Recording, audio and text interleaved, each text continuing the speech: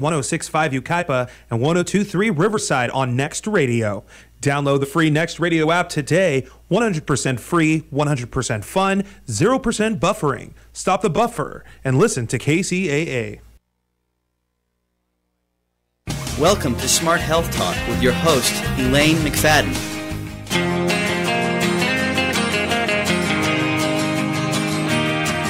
Take a walk on the wild side. Will the birds and the bees survive?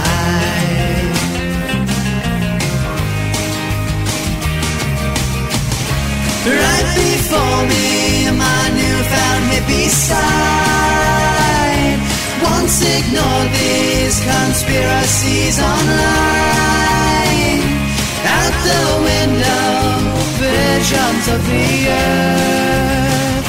Sign me up now, make sure you use your smart. Take a walk on the wild side. Will the birds and the bees survive?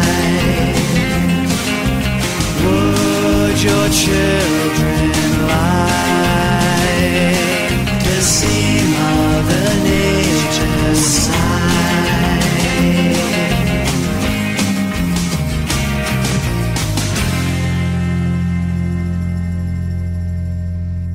Welcome to Smart Health Talk with your host, Elaine McFadden. Welcome, everyone. This is Smart Health Talk radio show, and we're here to talk about you. Yeah, that's because that's what we care about most. That's right. It's you and your health. And how does that happen? Well, there's a lot involved in our health, and I'm a dietitian, so of course, I'm all about food. But as a public health professional, I have to think about everything that impacts a person's health.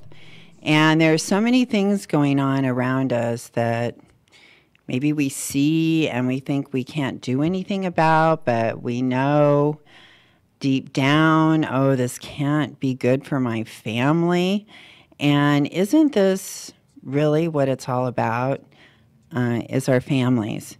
And we have a guest today that is going to help us kind of sort all of these different things out happening around us, especially when it comes to things like, what should I use for lawn care? What should I do for my ants? What should I do for my termites? And the different problems that we face that we may automatically think that we need to go to pesticides. But actually, that really shouldn't be our number one choice. But what should we be choosing? Well, the man of the hour is Richard Fagerlin, and he has the answers. As a matter of fact, he's called Ask the Bug Man. That is his nickname. And he is one of our very favorite guests because he's our go-to guy when we have a problem with pests or pesticides that we're not sure of.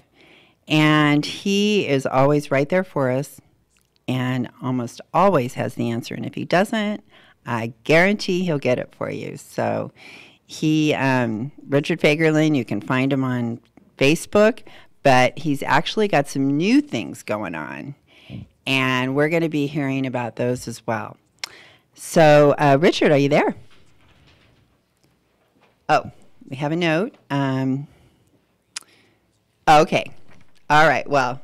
He said that 10 more minutes. Oh, okay. No problem. Richard's going to be ready in about 10 minutes or so. So we are going to get to some of the other things that I wanted to talk about. First, okay, I told you I'm a dietitian, so when I hear about things in the news where people are being misled with what is going to make them healthy, and has anyone out there heard about aspirin? Oh, yeah, you probably heard about aspirin, and you probably heard about, take an aspirin a day to keep the heart attack away. Well, it turns out that isn't quite true. If you're a healthy person and you're taking one aspirin a day, you could actually be putting your health at risk, because from like 7-year study where they studied thousands and thousands of people, and this was like people that were healthy. They found half of the people got a placebo and half got the aspirin. Okay, so that's like a double-blind crossover study, which is the best kind of study to have. And what they found, no difference. No difference in heart attack rates. So Bayer, Bayer, you've been pushing that. You've been telling doctors to prescribe it. This has been going on for a long period of time, and they had no strong evidence for that. And I want to, do we have the Legally Blonde? Okay, now, those of you that are Legally Blonde fans, of which I am, and by the way, Reese Witherspoon is on Jimmy Fallon tonight. I'm pretty excited about. But anyway, we have Legally Blonde 3 coming out. But I find that there was actually a lot of wisdom in that movie. And one of the things that was said by the law professor, I thought, really stood true to many things that are happening right now. So let's listen to that scene and see if you guys can remember this particular part of the movie, and then we're going to talk about a little something after. The law is reason free from passion. Does anyone know who spoke those immortal words? Yes. Aristotle.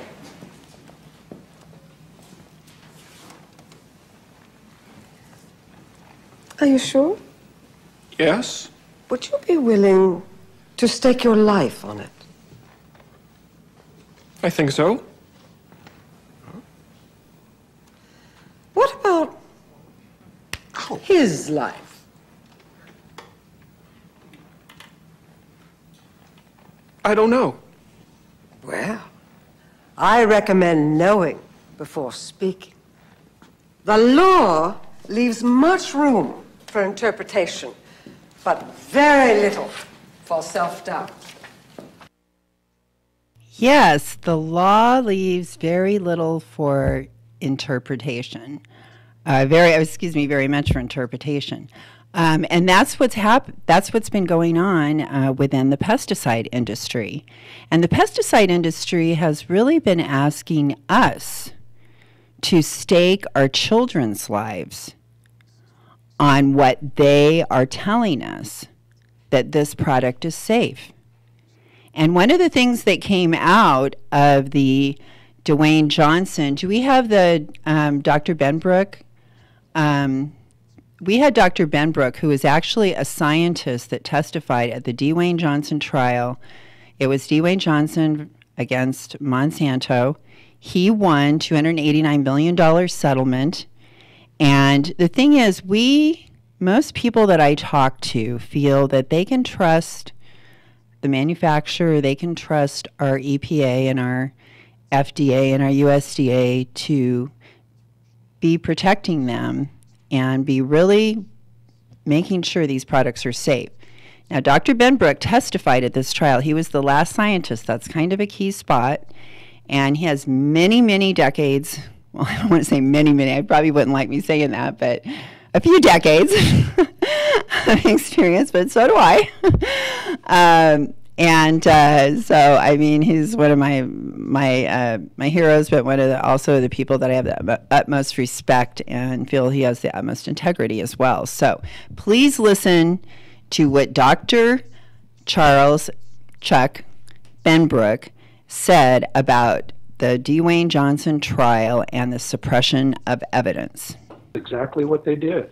They listened to the science. They sort of sorted out what they could really trust versus what they couldn't put much faith in. And at the end of the day, the evidence in support of Lee Johnson in his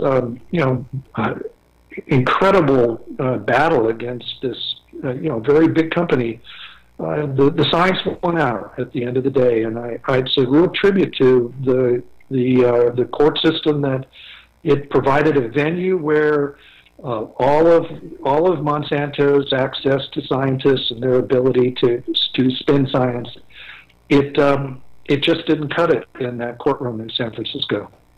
Didn't they suppress a lot of evidence as part of the defendant's strategy? Yes, throughout the month-long trial, the Monsanto attorneys were constantly objecting to the placing into evidence of mostly internal Monsanto emails that the judge considered to be so highly charged or prejudicial against Monsanto that the judge would not allow the jury to see the documents. And this which led to great frustration for Lee Johnson's attorneys because they sort of felt like they had one hand tied behind their back. So if they would have actually been able to see that other suppressed information, what kind of stuff was in there? I mean, were they like really talking some bad conspiracy type things, lying to the public, that kind of thing? Well, there were really three or four things that the judge was extremely insistent to the attorneys on both sides that you just can't let any of your witnesses talk about. One was the Proposition 65 lawsuit involving the listing of glyphosate on Prop 65. As you know, that appeal was going on right at the same time as the Lee Johnson trial in San Francisco. The judge said, no one can talk about that. You cannot breathe the words Prop 65. So, everyone followed that. The judge also said that no one can talk about GMOs or the impact of genetically engineered crops on glyphosate use. That was, the judge deemed that a not relevant topic to present to the jury, so there was no discussion. So when I was, during my direct testimony, when I was walking the jury through the increase in Roundup use starting in 1996, I couldn't use the words because Roundup was used on genetically engineered crops. I couldn't say that, but I just said corn and soybean and cotton farmers used a lot more Roundup. Okay. That's what I was allowed to say.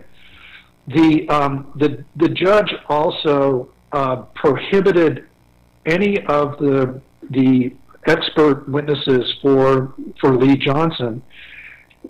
We were unable to discuss many internal Monsanto emails where they were discussing amongst themselves how to deal with new science, including sometimes studies that Monsanto itself had commissioned. New science that suggested that the risk associated with exposure to Roundup was actually higher than what Monsanto had known from its past work, and what higher than what the EPA thought to be the case based on their current risk assessments. So the jury heard just a little bit about the degree to which Monsanto over the years was, let's just say, less than forthcoming with the EPA regarding what it knew about the toxicity and risks associated with Roundup. Yeah, okay, that was kind of a big wow moment for me and an eye-opener on what these corporations are really all about. And that is lying to us. So again, I go back to Legally Blonde, where she asks, are you willing to stake your life on what they're saying? That's one thing. Are you willing to stake the life of your child on what they're saying? And I find that most people seem to care more about the people they love than themselves. unfortunately. But we really have to ask our question. Can these people be trusted? They had evidence that was so bad that they wouldn't allow the jury to see it. And the fact that they're not allowed to talk about GMOs, GMOs where Roundup and GMOs go hand in hand and are being used as seed on massive amounts. Our entire Midwest is nothing but GMOs. And these products are used in practically everything that you find in the store has some version of soy, corn, or wheat in it. You say, but wheat's not a GMO, but they're spraying Roundup on the wheat before they harvest it. So, this is, we know, to me, that's saying that they're trying to disconnect this whole issue of Roundup and the glyphosate from our food supply. They want to just put the face of Dwayne Johnson, who was the plaintiff in this case against Monsanto, the janitor, who was required to spray Roundup 30 times a year, and the hose broke and sprayed Roundup all over him. He has scars all over his body, had huge growth, and terminal cancer. So that's why the jury awarded him the money. He's a humble, honest man, just doing his job, and this happened. We have 8,000 pending cases against Roundup saying that the glyphosate caused cancer. But when you listen to the things that Dr. Benbrook was saying, we're not allowed to be said. It just, that's big. You can't talk about like GMOs. So that tells me that they're definitely trying to have a disconnect. They didn't want to be educating the jury and helping to get out there. Oh yeah, everyone, this pesticide, Roundup, glyphosate, that we're talking about here, the glyphosate being the active ingredient, that's on all your food too that you're eating. But we did have the study coming out about General Mills cereal testing really high for glyphosate, really high. And it just so happens that our government actually tested all different kinds of products for glyphosate levels like over 2 years ago, and they haven't released any of that data. My guess is it's pretty bad. It's pretty bad, and when everyone reads on what's been allowed in their food, they're going to be very upset. Already, we should be upset about the cereal, something that is promoted primarily to children. Okay, yeah, they branched out trying to bring the adults in because, of course, they want to increase sales, but we know who eats the most cereal. And I most cereals, I don't see any value in them. They've been completely changed from their original form. And what I like is looking at breakfasts from around the world. So we got our engineer, Nick, here. Nick, I have to ask you, have you had any exposure to how other people around the world, what they have for breakfast? Not too much, but a little bit. Yeah. So what kind of cultures? I've been exposed to, Mexican breakfasts, Jewish breakfasts, English breakfasts, things of that nature. Mm-hmm. What did you feel was what in your mind was the healthiest for your body?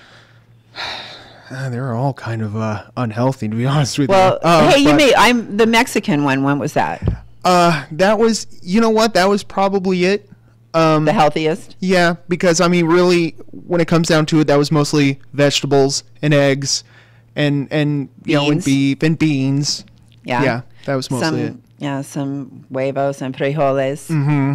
Yeah, because beans are actually, that's one food that's found in all of the cultures of groups of people that have been found to live over 100. The one food that seems to bring throughout all of these groups is beans. Oh, no kidding. Yeah. And beans, the skin in beans actually has more vitamin C than an orange, and by weight, I guess. And then the fiber, of course, is just like, off the charts. Oh yeah, it's you read my mind. I was going to say that. That's so funny that you did that. Yeah, it's just it's incredible, and protein, and antioxidants, just like all the good stuff. Yeah, it's power packed with a lot of different things, really, when you think about it, and you don't think about it too much. But yeah, beans are, pretty good for you on a lot of fronts. Well, how I buy beans is I go to Clark's Nutrition and I buy bulk organic beans. And the reason organic beans are so important, we got to go back to the lesson we had on wheat, which is called desiccation, where you spray Roundup before harvest. Well, they do that to beans too. So they just want to, destroy everything. I'm kind of excited because I ordered some raw, like wild nuts. It seems like wild is the only way you can get an unpasteurized nut. And then they call it a prebiotic, which they pasteurize these nuts because they're killing the bacteria on there. So that tells you that there's this good bacteria on nuts that they're killing. But they say, oh, we got to kill because of the bad bacteria. But then in the end, we miss out on a very special bacteria found on nuts that is destroyed during this pasteurization, steaming process.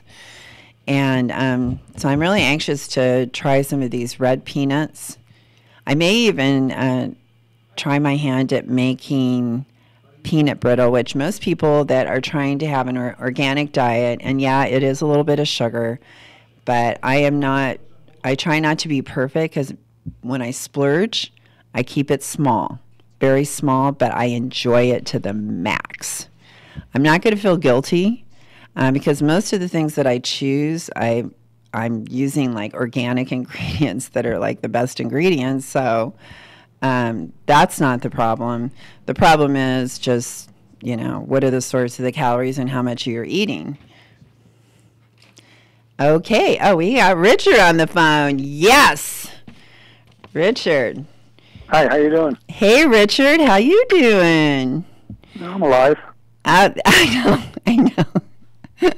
We were laughing about this earlier, everybody. When you get up there and you're old school like us, it's like every day you wake up and you're like, oh, I'm alive another day. You really start to appreciate it as you start counting backwards almost when you get older. But why don't you tell I love your history, Richard, and the type of life that you've had and what you've been through, because it says so much about your state of mind that you have right now on what we should and should not be doing to keep our families safe and our community safe. So why don't you go ahead and tell everyone a little bit about yourself? Oh, I've been in the pest control industry for about 45 years. And, I used everything from DDT to chlordane back in the old days, and it didn't take me long to realize that the chemicals are bad, and because I've seen pest control people, getting cancer when they're 40 and 50 years old and all that. And we're spraying houses. I'm sure we made people sick. But so I started practicing non-toxic pest control many years ago. And I support that now. I try not to recommend pesticides at all unless extremely necessary. Yes. Like if you have an infestation of wild yellow jackets in your house, then you got to maybe use pesticides. But most pesticides can control. You can control cockroaches with beer and duct tape, for instance. You don't need pesticides. What was that again? You control cockroaches with beer and duct tape. Oh, how do you do that? Well, if you have cockroaches outside, you put a pie pan of beer out there, put a pie pan outside with some beer in it, and the cockroaches will crawl in there and get drunk and drown. And they don't check IDs. And what's the duct tape for? I have to ask. In the house, you just put duct tape down, sticky side up, and the cockroaches are attracted to the glue in the duct tape, so they'll go to duct tape and get stuck. Really? You can buy a catch, put out a foot long piece of duct tape, and you probably catch 30 or 40 roaches. Yeah, and that's probably a cost of like less than 5 cents. Yeah. Compared to these other, roach traps and that they sell, which are actually quite expensive. And they're worthless. Oh, really? Okay, good to know. You don't need an exterminator or a commercial stuff like that. That thing you plug in the wall is supposed to make noise and keep pests out. That doesn't work either. Well, I don't know if you probably didn't catch the beginning of our show, but I was playing one of my favorite scenes from Legally Blonde, where her first day in class, her legal professor puts a quote from Aristotle on the board and asks if anyone knows who said it, and a genius guy raises his hand and says, "Oh yeah, Aristotle said it." She said, "Okay, well, are you willing to stake your life on it?" And he said, "Yes." And she says, "Well, you're willing to stake this guy's life on it?" And I really started thinking about that, of how, these chemical companies are pretty much asking us as parents to stake our children's life on what they're telling us.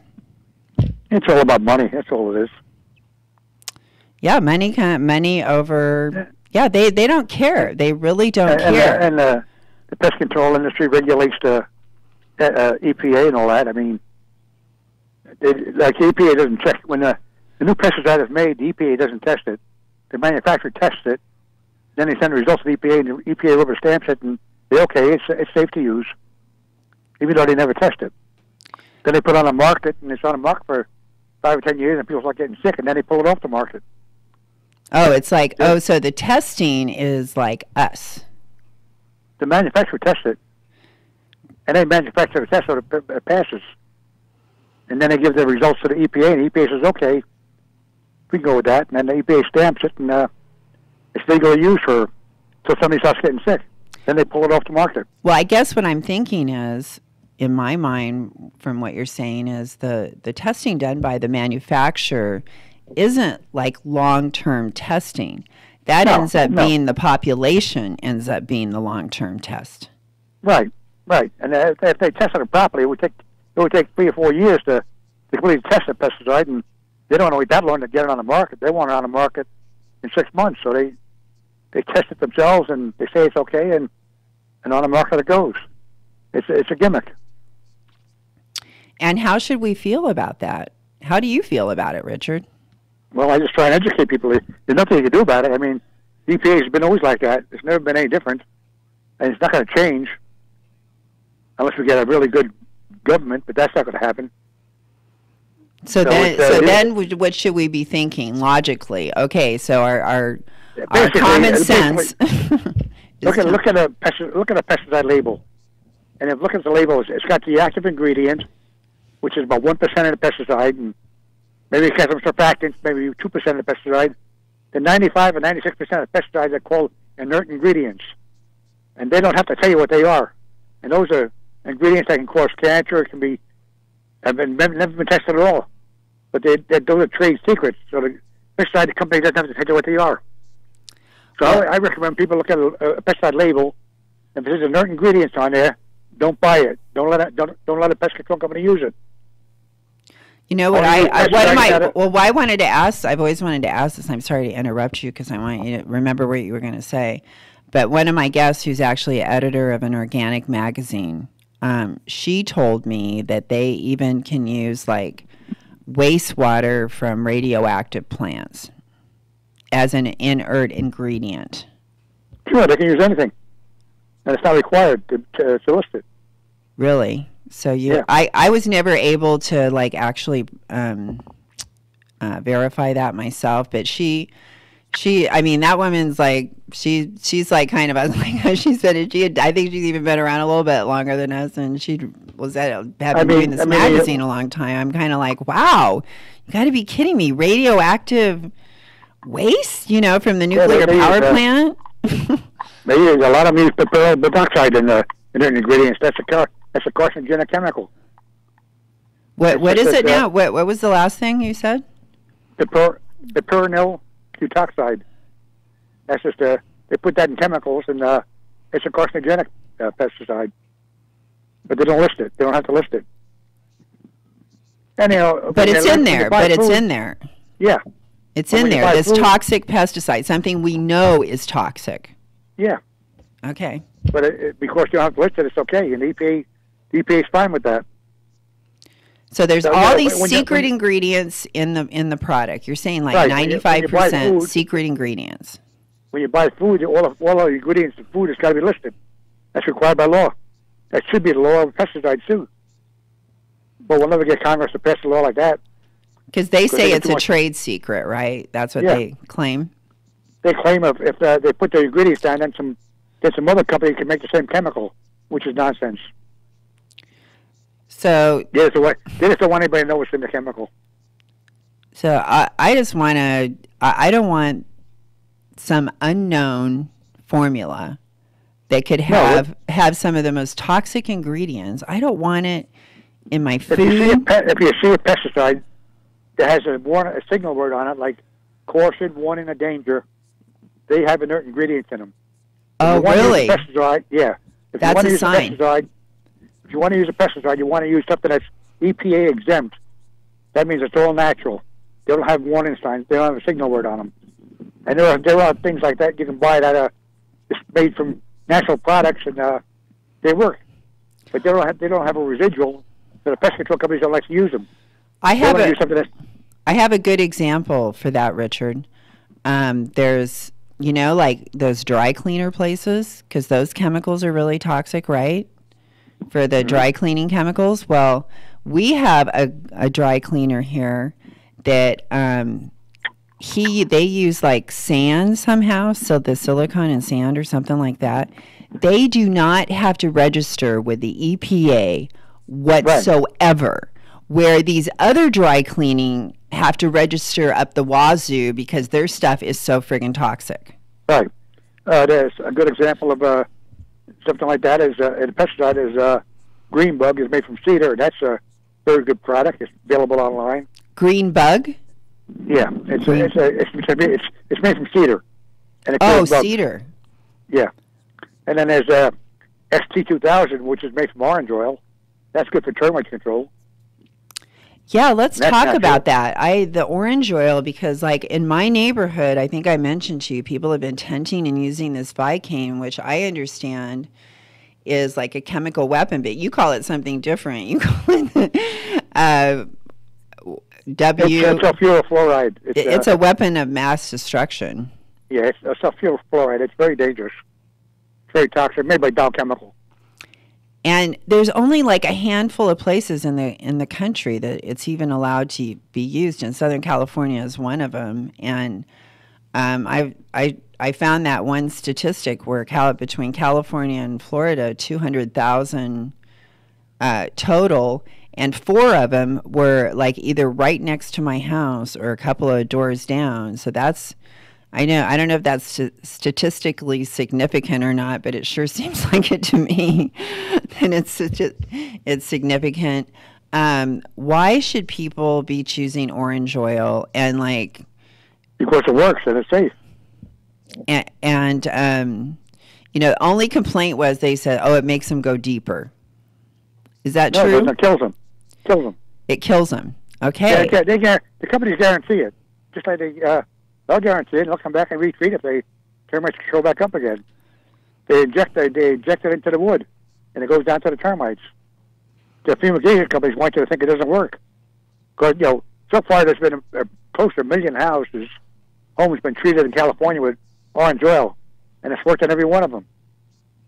But the fumigation companies don't want you to know that. They want you to tent the house. Well, and I'm kind of wondering, I saw something in the article that made me wonder, because how many times are people allowed to tent their house with Vicane, like as many times as they want? Is there any kind of rule that says, you already tented this like a year ago for termites? No, because the termites can come back next week. When you tent the house, there's no residual. I mean, you can kill termites in the house and take the tent off, and the termites are dead, but a week later you get more termites. You can tent it, several times a year, and some people do that. Really? Yeah. But pest control companies like that. I mean, they get a couple $1,000 every time they treat a house, but they could treat it more often and make a lot of money. So because I know someone that like had theirs treated for bed bugs. I'm kind of suspicious that it could have been really for spiders. But is there kind of like some sort of rule that you have to say a certain thing to get the tenting done? Or you can just work with the Terminex guy to figure out, oh, we'll just write down whatever and you can have the tenting. I mean... Whatever, you have to look at the label, or the Vicane label, and whatever bugs it says you can treat on a label, you can treat. And if, I don't have a label in front of me, but if it says it works on bed bugs, then they can tent the house for bed bugs if they want to legally. If bed bugs are on the label. Oh, okay. Shoot, there's probably a lot of things too, huh? I've seen a house tented in New Mexico here many years ago that had elm leaf beetles, and they tented it. Does that even make sense? No, but they couldn't get rid of the elm leaf beetles, so they hired a Terminex. They went out there and tented it. And did they come back? No. No. So I guess it worked then. It worked, but it cost about $900, which is a lot of money. That was about 30 years ago. Yeah, it's very toxic. It was, It is. There's a case in Florida a few years ago where they tented the house and they gassed it, but they didn't check the house very closely. There's a guy sleeping there. They didn't notice, and then they tented it and gassed it and killed the guy in the house. Wow. So you've started a new Facebook page. I wanted you to tell people about your new Facebook page because there are so many people out there. They're like, okay, Richard, you've convinced me. I'm interested in like finding alternatives to pesticides and not even using those around my family. Well, you can go to my Facebook page is Richard Bugman Fagerland, and then you can click on my other pages at the same time. Or if you're watching, go to my website, which is askthebugman.com. You can join my bug club. If people join my bug club, I just help them out for the rest of their lives with pest questions. And I send them handbooks they can use.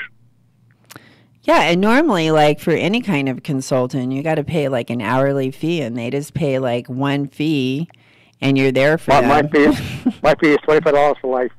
That's like you could not find a better deal than that one. That's for sure.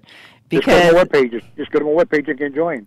AskTheBugman.com. Because earlier we talked about the beer and the duct tape, but that's just like one of many solutions that you have for people, and not just that. You can control copper beetles with dirty socks and cheese.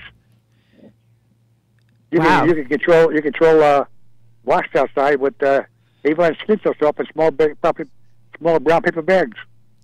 What was the Schnitzel? What? Avon Schnitzel Soft. Oh, Skin So Soft. Yeah. Oh, yeah, I remember that. That'll repel wasp, and then you hang up small paper bags and brown bags, and the wasp will go away. Oh, yeah, and then you had for the fly the Ziploc bag of water. Right. Yeah, that was a really good one too. And my handbooks have all that information in them. But not just because last week we had Kathleen Kelly Hala on our show about people that are wanting to work in their communities to stop pesticide use and instead go with organic methods. And you help. You also help support people trying to work with their school districts. Sure, I got a manual. I got a manual on how to do pest control in schools without using pesticides. Well, I definitely got to get that one downloaded too. If I haven't already, I probably do now. I think I downloaded everything that you have. But the thing is, everyone, as Richard is saying, that we have alternatives and things that could actually be right there in your kitchen already.